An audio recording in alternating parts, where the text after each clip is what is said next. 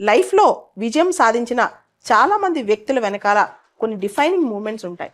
అంటే ఆ మూమెంట్ చూడంగానే ఈ వ్యక్తి ఇంతటిది సాధించాడా, ఇంతటిది అచీవ్ చేశాడా అని మనం ఆశ్చర్యపోతాం. ఆ మూమెంట్కి చాలా ప్రయారిటీ ఇస్తాం. ఆ మూమెంటే మనకు గుర్తుంటుంది అనమాట. ఉదాహరణకి సచిన్ టెండూల్కర్ 16 సంవత్సరాల వయసులో పాకిస్తాన్తో మ్యాచ్ ఆడేటప్పుడు వసీం అక్రమ్, వకార్ యూనిస్, అప్పట్లో సచిన్ టెండూల్కర్ వయసు 16 సంవత్సరాలు, వసీం అక్రమ్, వకార్ యూనిస్ వీళ్ళిద్దరూ కూడా చాలా భయంకరమైన బౌలర్స్ అనమాట. ఇన్ఫాక్ట్ పాయిజనస్ బౌలర్స్ అంటాం. వాళ్ళు బౌలింగ్ వేస్తే ఇంకా తట్టుకోవడానికి ఎవరు ముందుకు రాలేరు. అటువంటి బౌలర్స్ వాళ్ళు. సచిన్ టెండూల్కర్ వయసు 16 సంవత్సరాలు, చాలా చిన్నపిల్లాడు. అప్పట్లో హెల్మెట్స్ కి గ్రిల్స్ కూడా ఉండే కాదనమాట. వాళ్ళ బౌలింగ్ కి ఒకసారి సచిన్ టెండూల్కర్ ముక్కు కూడా పగిలిపోద్ది, దానిలో రక్తం వస్తుంది అనమాట. అయినా కానీ అబ్బాయి పోరాడి ఆడి గెలిచాడు. అది డిఫైనింగ్ మూమెంట్ అనమాట. ఆ తర్వాత Sachin Tendulkar God of cricket అయ్యాడు, భారతరత్న విన్నర్ అయ్యాడు, అన్ని చేశాడు. కానీ ఒక డిఫైనింగ్ మూమెంట్ లైఫ్ ని మార్చేస్తే ఆ పట్టుదల మనిషిని తీసుకొస్తుంది అనమాట. మీరు ఉసేన్ బోల్ట్ పరుగు చూసే ఉంటారు. 10 సెకండ్ల పరుగు కోసం ఆయన 5-6 సంవత్సరాలు నిరంతరం ప్రతిరోజు మార్నింగ్ టీవీని ప్రాక్టీస్ చేస్తాడు.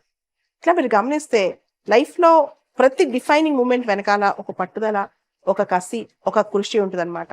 మీకు ఒక చిన్న ఎగ్జాంపుల్ ఇక్కడ చెప్తాను. టాటాస్ వాళ్ళు వాళ్ళ శాంత్రో ప్రాజెక్ట్ ఫెయిల్ అవుతున్నప్పుడు, ఈ శాంత్రో ఆటోమొబైల్ సెక్టర్ మన వల్ల కాదని చెప్పి టాటా వెళ్ళి బిల్ ఫోర్డ్ని అడుగుతాడు. ఫోర్డ్ ఫౌండర్ వాళ్ళ సక్సెసర్ అనమాట. బిల్ ఫోర్డ్ని అడుగుతాడు, ఫోర్డ్ మాది శాంత్రో ప్రాజెక్ట్ ఫెయిల్ అవుతుంది, మీరు కొనుక్కోండి అని. వాళ్ళు అవహేళన చేసి పంపిస్తారనమాట.